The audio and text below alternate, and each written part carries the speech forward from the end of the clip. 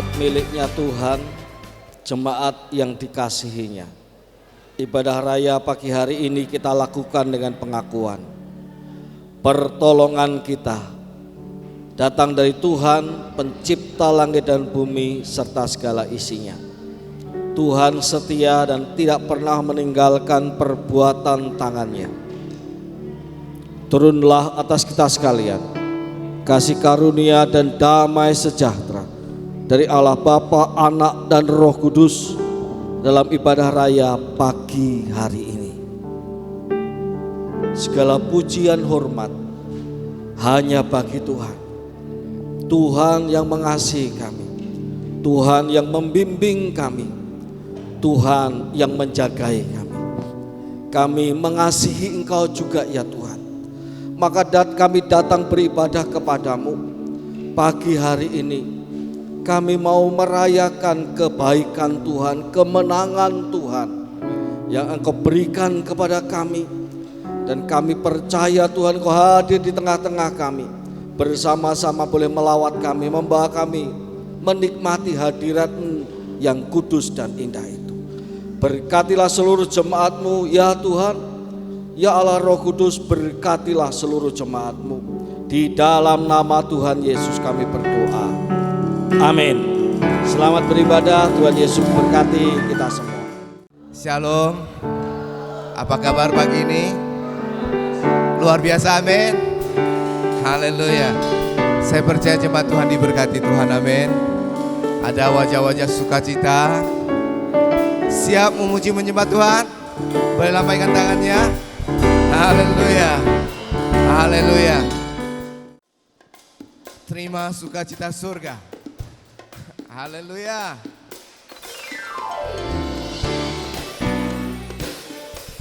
Mari kita bersukacita pagi ini, karena Tuhan kita baik.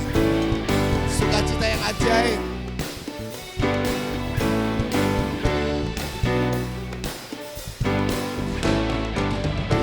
Sukacita surga, Itulah kekuatan bagi jiwa, dapat rasakan kasih-Nya di tengah badai yang bergelora. Terima. sukacita surga, Itulah kekuatan bagi jiwa, dapat saksikan kuasa-Nya taklukkan badai. yang bergelora. Haleluya, Kau ada dalam hatiku, takkan patah semangatku, Takkan hilang kekuatanku. haleluya, Ku mau bersorak bagimu, sukacita surga nyata penuhiku. Amin Tuhan. Kami terima sukacita surga, kami terima di dalam nama-Mu Tuhan. Haleluya.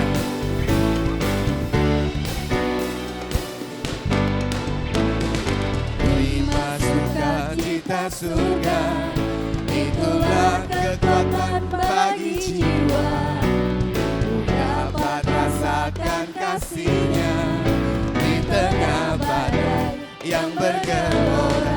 Terima sukacita surga, itulah kekuatan bagi jiwa, ku dapat saksikan kuasa-Nya. Saksikan kuasa-Nya, taklukkan badai yang bergelora. Katakan haleluya.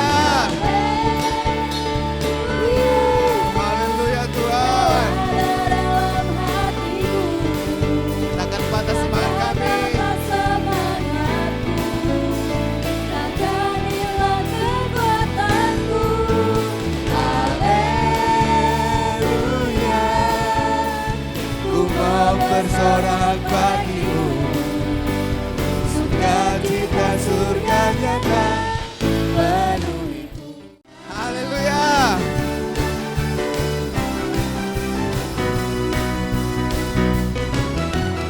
Roh Kudus tercurah di tempat ini, Urapannya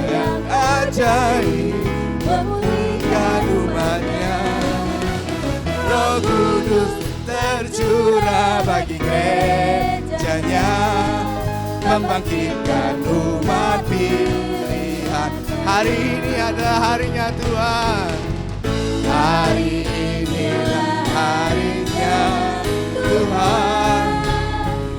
Saat pembebasan tiba, belenggu dosa telah dipatahkan. Belenggu dosa telah dipatahkan. Mari kita bersorak. Bagi Dia. Hey, anggur baru tercurah, penuhi umatnya dengan sukacita. Minyak yang baru mengurapi umatnya, nyata kuasa. anggur baru. Anggur baru tercurah, penuhi umat Tuhan Umatnya dengan sukacita. Minyak baru tercurah, urapi setiap kita di tempat ini. umatnya, nyata kuasa. Sekali lagi katakan anggur baru. Anggur baru tercurah, Penuhi umatnya dengan sukacita. Minyak baru tercurah, urapi umatnya, nyata kuasanya. Nyata kuasa Tuhan, nyata kuasanya, nyata kuasanya. Beri sorak-sorai kemenangan. Oh, haleluya. Sukacita Tuhan di tempat ini. Amin. Berhembuslah Roh Kudus di tempat jamaah dan lawat setiap kami ya Tuhan. Tidak ada satu orang pun yang terlewat Tuhan. Penuhi kami dengan kuasa-Mu Tuhan. Bebaskanlah roh kami untuk menyembah memuji Engkau Tuhan. Oh haleluya. Pulihkan setiap kami Tuhan. Pulihkan setiap kami. Sekali lagi. Berhembuslah sekarang. Katakan berhembuslah Roh Kudus di tempat ini. Berhembuslah Roh Kudus. Jamahlah setiap kami Tuhan. Pulihkan hati kami Tuhan. Pulihkan hati kami. Hati yang luka Tuhan. Hati yang berbeban berat Tuhan. Jamah lawati setiap kami Tuhan. Lepaskan kami Tuhan. Haleluya, haleluya Tuhan. Berhembuslah, haleluya. Berhembuslah sekarang. Urapi setiap kami.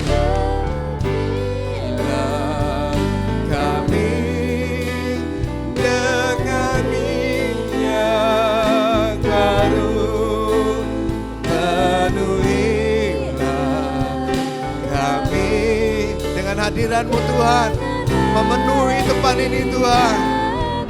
Oh kami rindu Tuhan. Tuhan melihat kuasa-Mu dicurahkan di tempat ini. Urapi kami Tuhan. Urapi kami dengan minyak baru.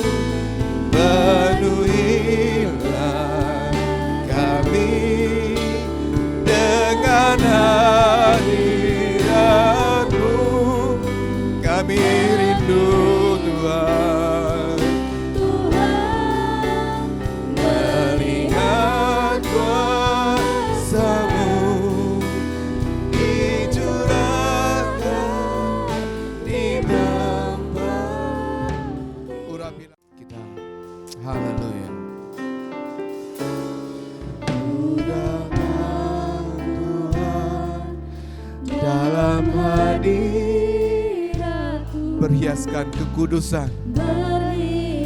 Darah Yesus yang telah mengurapi kami. Darah Yesus yang telah menebus setiap kami. Haleluya. Haleluya Tuhan. Sekali lagi. Ku datang Tuhan. Ku datang Tuhan dalam hadirat-Mu. Berhiaskan kekudusan. Oh, ada materai darah Yesus. Surga sujud menyembah-Mu. Kami tersungkur Tuhan dan berseru, kudus, kuduslah, kuduslah. Kami sembah Kau Tuhan. Oh, haleluya.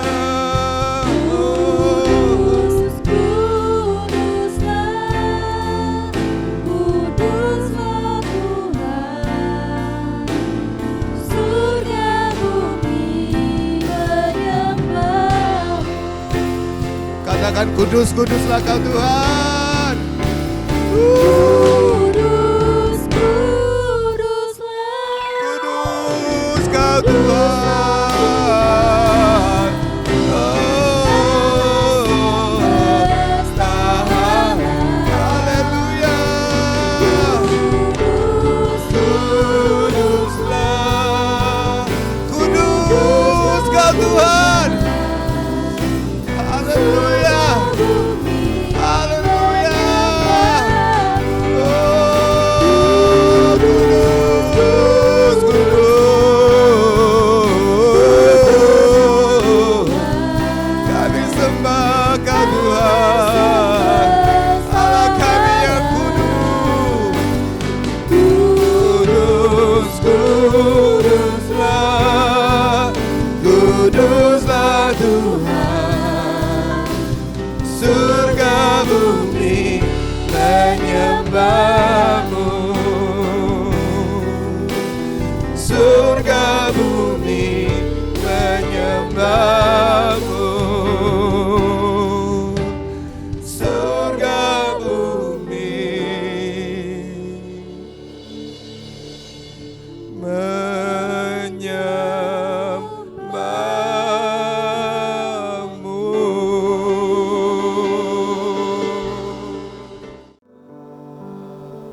Kami mengucap syukur kepada Tuhan. Engkau Tuhan yang nyata, bukan khayalan manusia, tapi sungguh Engkau adalah Allah pencipta langit dan bumi. Sebagaimana surga menyembah-Mu, kami mengalami bahwa bumi ini pun menyembah Engkau ya Tuhan. Kami diajak bersama-sama dengan malaikat-malaikat mengagungkan Tuhan. Kami memuji, membesarkan Engkau. Dan hati kami sungguh mengalami sukacita surgawi. Sukacita surgawi itu turun atas kami. Kami mengalami sukacita itu. Terima kasih Tuhan. Terima kasih. Pengalaman ini tidaklah menjadi bagian 1-2 orang, tapi seluruh orang-orang percaya ya Tuhan. Kami berdoa ada lawatan roh Allah atas seluruh hidup orang-orang percaya di Pontianak ini maupun di muka bumi ini. Kami berdoa ya Tuhan pada pagi hari ini. Sebelum kami mendengarkan firman-Mu, ya Roh Allah urapilah kami.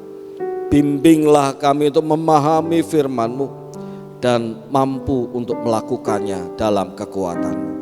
Berfirmanlah ya Tuhan, kami siap mendengarnya. Di dalam nama Tuhan Yesus kami berdoa. Amin. Silakan duduk jemaat yang dikasihi oleh Tuhan. Shalom.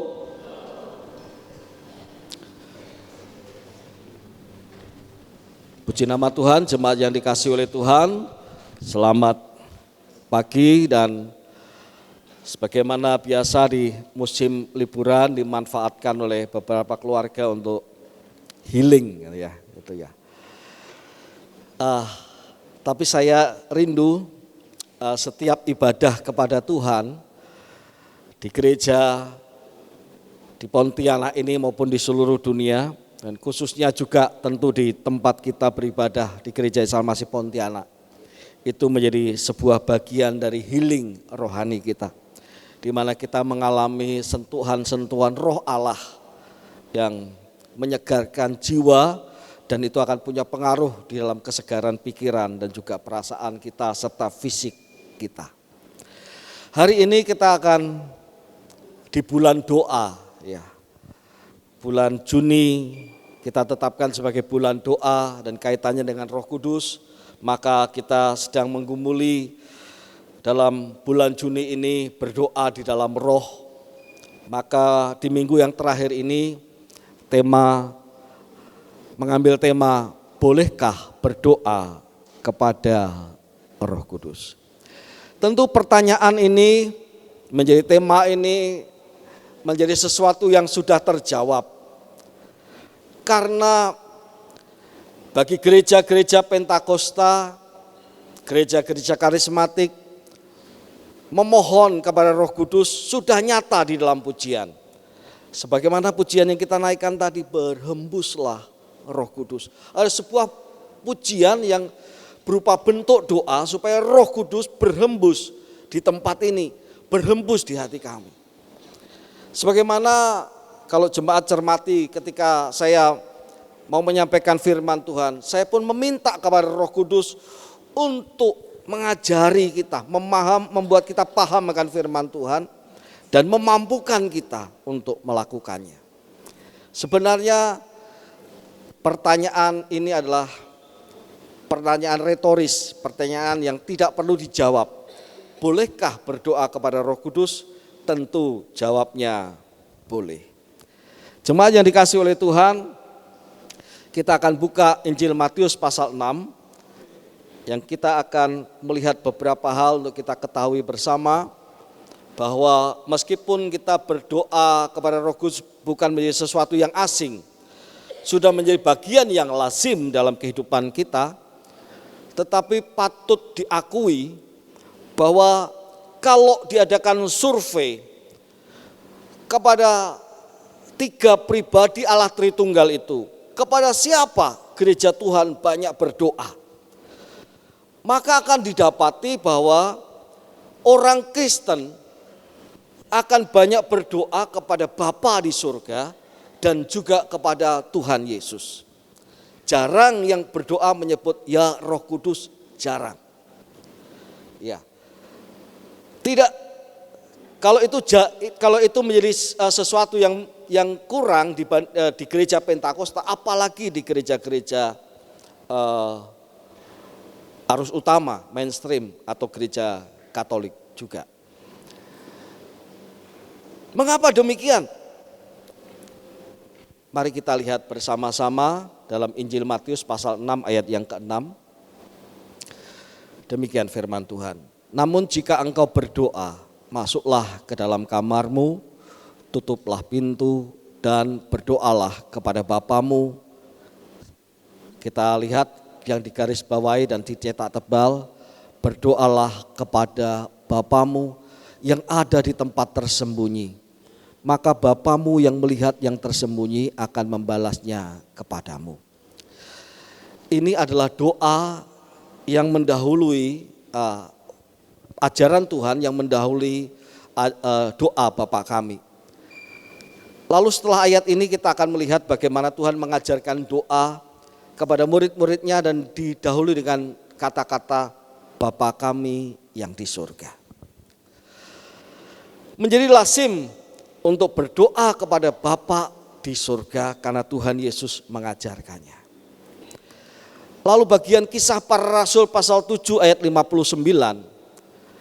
Perihal Stefanus yang sedang dirajam dengan batu. Sementara mereka melempari Stefanus maksudnya. Stefanus berdoa katanya, ya Tuhan Yesus terimalah rohku. doa Stefanus kepada Tuhan Yesus, terimalah rohku. Tapi kalau kita bertanya, di mana ada bagian Alkitab yang berdoa, ya Roh Kudus, Roh Kudus tolonglah, Roh Kudus penuhilah? Tidak ada. Dalam perjanjian lama maupun dalam perjanjian baru. Tidak ada doa kepada Roh Kudus. Apakah itu menjadi penyebab kita tidak memperbanyak doa kita kepada Roh Kudus? Bukan hanya kita. Sejak zaman gereja mula-mula seringkali disebutkan bahwa doa kepada Bapa, doa kepada Tuhan Yesus adalah yang paling sering diucapkan oleh para pendahulu kita dibandingkan doa kepada Roh Kudus. Meskipun nanti kita akan lihat gereja mula-mula bukannya mengabaikan Roh Kudus, tidak, tetapi patut diakui jika dibandingkan doa kepada Bapa atau doa kepada Tuhan Yesus, doa kepada Roh Kudus itu lebih kurang. Ada satu bagian ayat dan itu terdapat dalam perjanjian lama yang mengindikasikan adanya permintaan kepada Roh Tuhan. Ketika Yeskiel diminta oleh Tuhan untuk bernubuat demikian. Bernubuatlah kepada nafas itu, bernubuatlah hai anak manusia. Yeskiel pasal 37 ayat 9 dan 14a ya. Katakanlah kepada nafas itu, beginilah firman Tuhan Allah, hai nafas, datanglah dari keempat penjuru angin dan berhembuslah ke dalam orang-orang yang terbunuh itu, supaya mereka hidup kembali. Apa nafas itu? Nafas itu adalah sama seperti yang diterjemahkan sebagai rohku. Memang dalam bahasa Ibrani ruah itu dapat berarti angin, dapat berarti nafas, dapat berarti roh.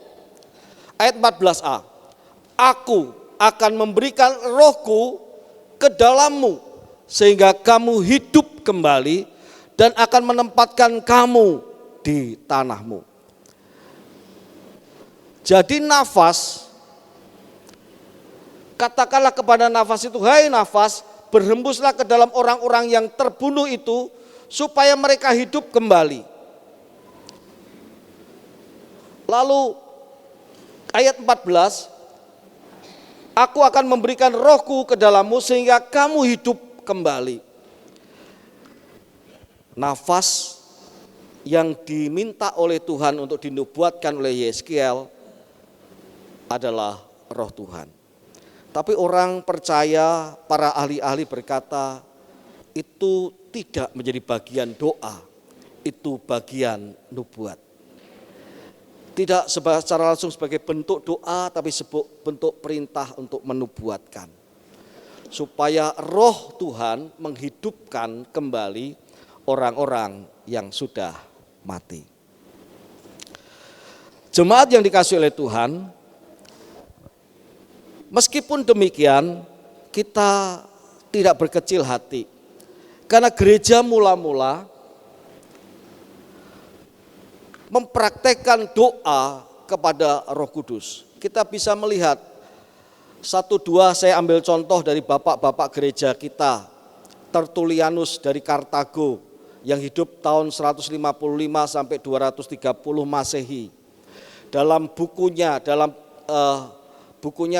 De Oratione 12 dituliskan begini, Roh Kudus, Spiritus Sanctus adalah penerima doa jemaat Kristen.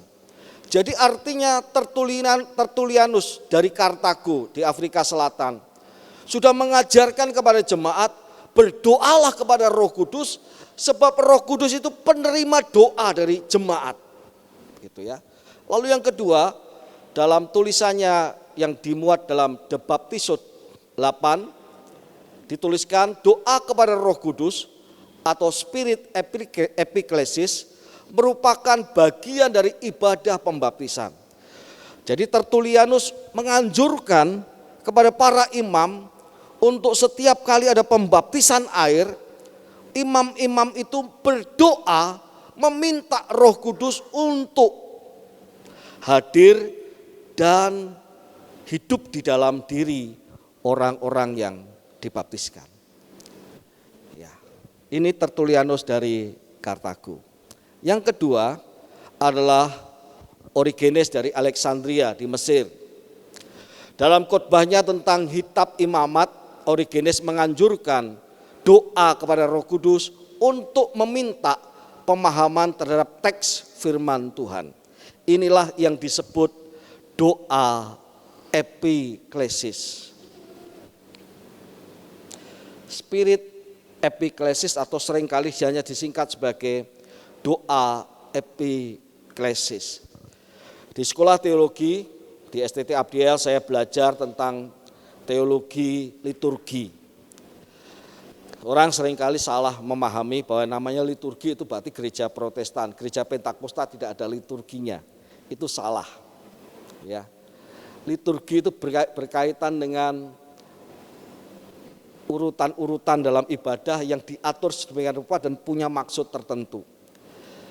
Kenapa persembahan diletakkan di akhir setelah firman Tuhan? Kenapa diawali dengan votum?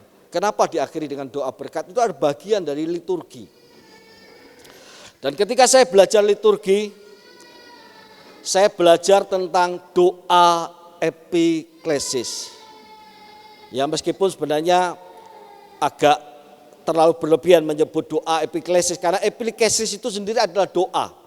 Doa kepada Roh Kudus. Jadi disebut epiklesis saja sudah cukup. Maka saya cantumkan ketika pemberkatan nikah beberapa orang di tempat ini, sebelum firman Tuhan disampaikan, saya tuliskan doa epiklesis. Ada orang bertanya, Pak, doa epiklesis itu apa? Oh ya, doa epiklesis itu meminta Roh Kudus menerangi pikiran dan hati pengkhotbah dan juga seluruh orang percaya dalam menerima firman Tuhan. Jadi doa kepada Roh Kudus adalah doa epiklesis. Dan itu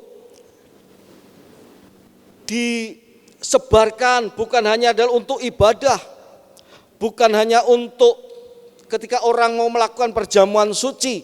Ya seringkali doa epiklesis itu doa untuk ibadah supaya Roh Kudus hadir dalam ibadah itu.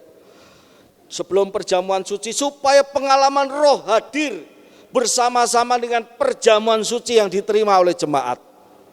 Itu doa epiklesis.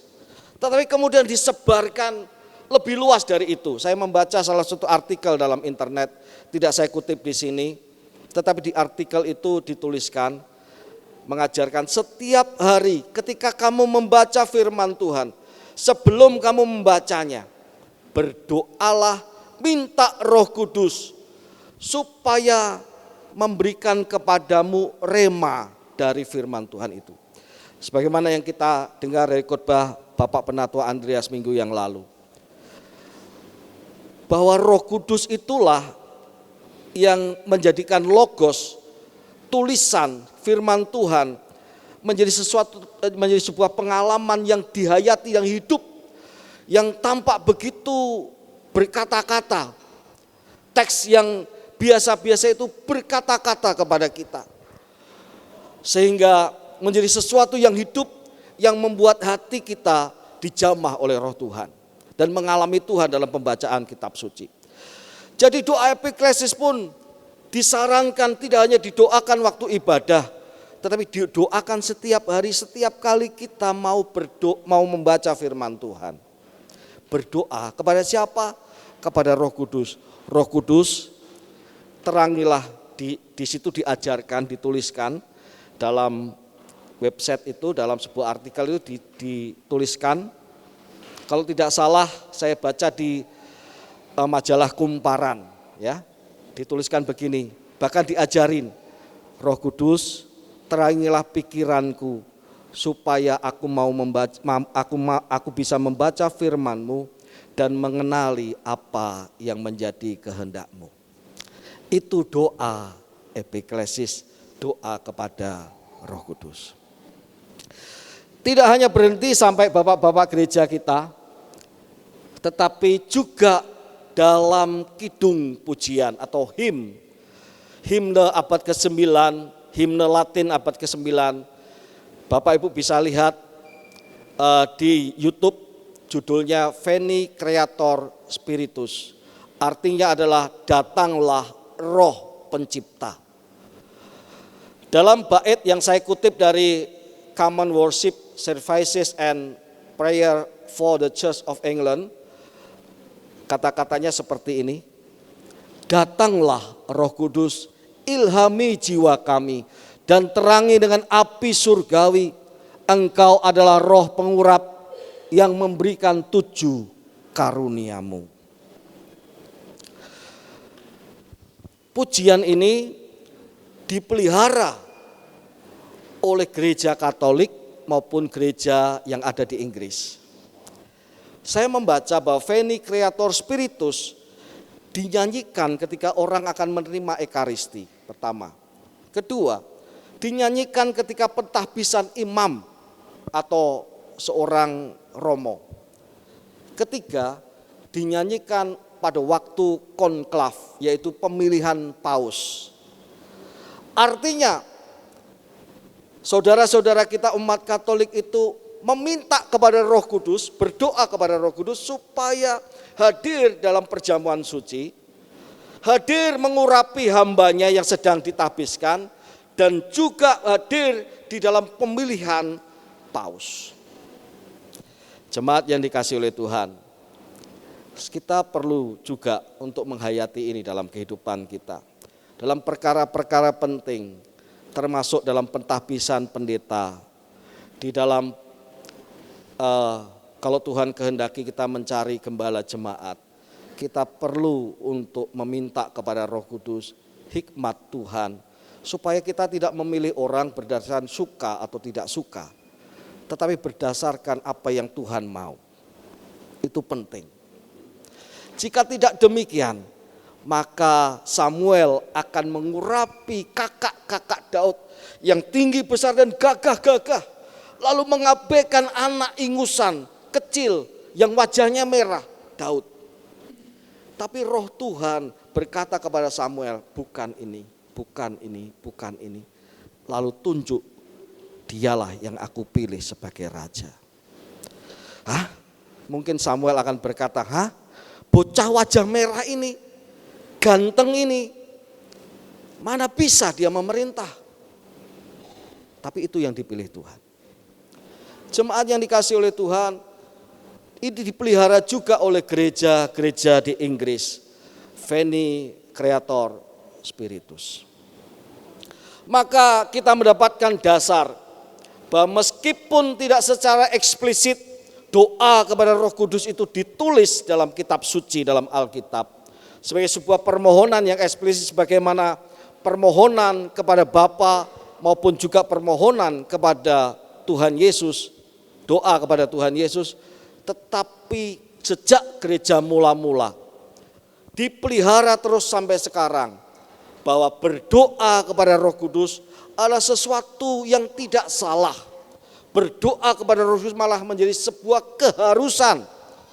Apalagi di dalam gereja Pentakosta, semacam gereja Isa Al-Masih ini, di mana pengakuan gereja Roh Kudus, pengakuan pada karya Roh Kudus itu begitu kental, maka doa kepada Roh Kudus mesti menjadi sebuah doa yang lazim, yang kita ucapkan sama-sama seperti kita berdoa kepada Bapa, kepada Sang Putra maupun juga kepada Roh Kudus.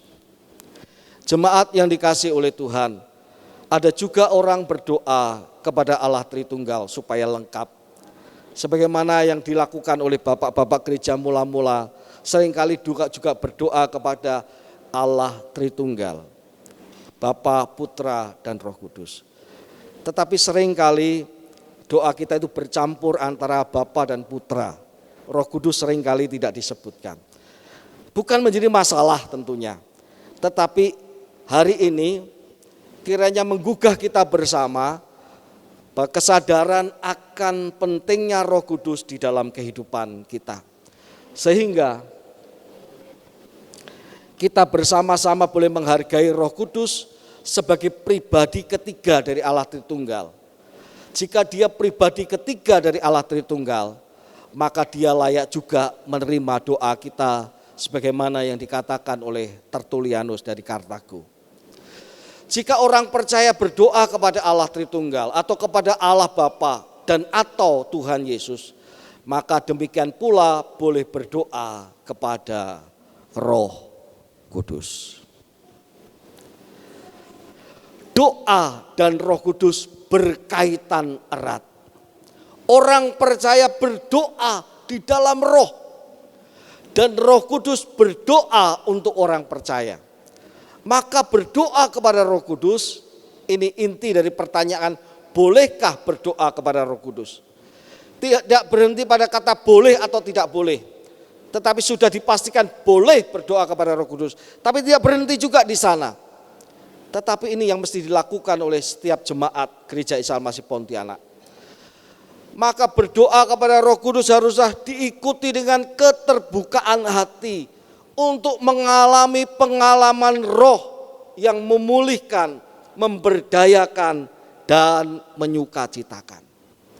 Sekali lagi, pengalaman roh, pengalaman bersama dengan Roh Kudus, pengalaman dipenuhi dengan Roh Kudus, pengalaman karunia-karunia roh, pengalaman berbahasa roh, pengalaman dan segala macam yang berkaitan dengan roh, itu memulihkan dan memberdayakan serta menyucikan. Maka perlu diikuti dengan keterbukaan hati. Jemaat yang dikasihi oleh Tuhan, seringkali orang itu berdoa kepada Tuhan. Tuhan, tolonglah aku ini suami yang sering merasa dilecehkan terus oleh istriku. Kata-katanya tidak menghormati aku sama sekali. Tolonglah Tuhan, supaya istriku itu diubahkan oleh Tuhan. Nah, seringkali justru yang terjadi adalah istrinya semakin menjadi-jadi. Lalu doanya juga, Tuhan, Engkau tak mendengarkan doaku sampai aku ribut terus dengan istriku. Dia bukannya berhenti cerewetnya, tapi semakin cerewet. Sebenarnya Roh Kudus mau berkata, kamu berdoa kepadaku, berdoa kepada Roh Kudus. Yang perlu kamu buka hati bukanlah istrimu dulu, tetapi hatimu yang mesti kamu buka. Karena aku mau memulihkan kamu. Jadi kalau istrimu cerewet, justru engkau harus berkata, Tuhan, ajari aku bersabar, ajari aku mengendalikan diri, ajari aku untuk tetap mengasihi istriku. Maka ketika engkau berdoa kepada seperti itu kepada Roh Kudus ajari aku, berikan kepadaku kesabaran, berikan kepadaku kemampuan untuk menahan diri, untuk mengendalikan diri. Pada saat itu kita lewati situasi yang sulit. Tapi setelah itu hati kita akan diliputi dengan sukacita. Ketika kita melihat karya Roh Allah bekerja, memberikan pemulihan di dalam diri kita. Kita yang tak berdaya seringkali menghadapi omongan-omongan yang membuat kita ingin sekali membalas, ingin sekali menanggapi, dan tanggapan kita seringkali bukannya menyelesaikan masalah, tetapi nambah masalah. Lalu beradu gengsi dengan gengsi, ego dengan ego, dan lupa sama sekali dengan Tuhan. Tetapi kalau Roh Kudus itu berkarya, kita berdoa kepada Roh Kudus itu mau memulihkan diri kita. Maka yang perlu kita buka bukanlah lawan bicara kita. Yang perlu kita buka adalah hati kita lebih dahulu. Supaya pengalaman itu menjadi sebuah pengalaman bersama dengan Roh. Kita bersuka cita indah bersamamu ya Roh Kudus. Engkau membuat aku berbuah roh dalam kesabaran, dalam kasih, dalam pengendalian diri. Inilah buahmu ya Roh Kudus. Engkau membuat aku mengalami itu. Lalu baru kita berdoa untuk istri kita. Demikian juga istri yang mengalami masalah dengan suami. Suamiku terlalu tidak mendengarkan. Suamiku terlalu mengikuti kemauannya sendiri, tak pernah menerima nasihatku. Padahal aku ini kan penolongnya.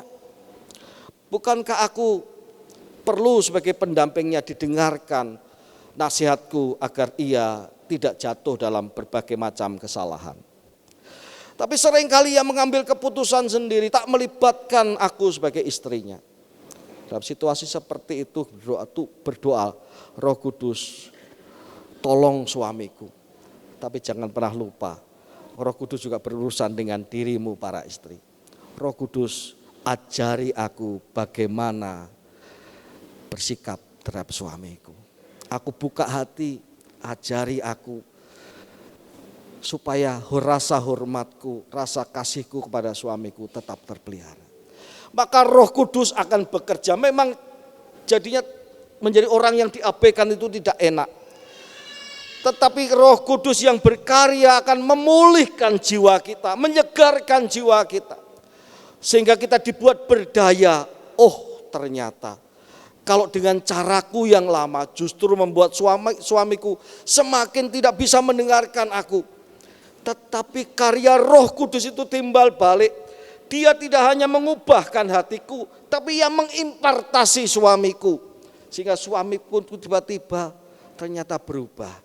Mau mendengarkan apa yang aku nasihatkan kepadanya. Siapa yang mampu? Yang mampu merubah adalah Roh Kudus. Maka yang diperlukan bukan rubahlah dia, tapi rubahlah saya dulu. Amin. Maka berdoa kepada Roh Kudus bukan sekedar kata-kata, bukan sekedar kata-kata yang disusun supaya tampak indah.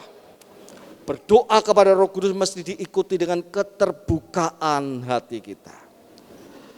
Maka saya rindu jemaat Gereja Isa Masih Pontianak yang Tuhan percayakan dalam pengembalaan saya.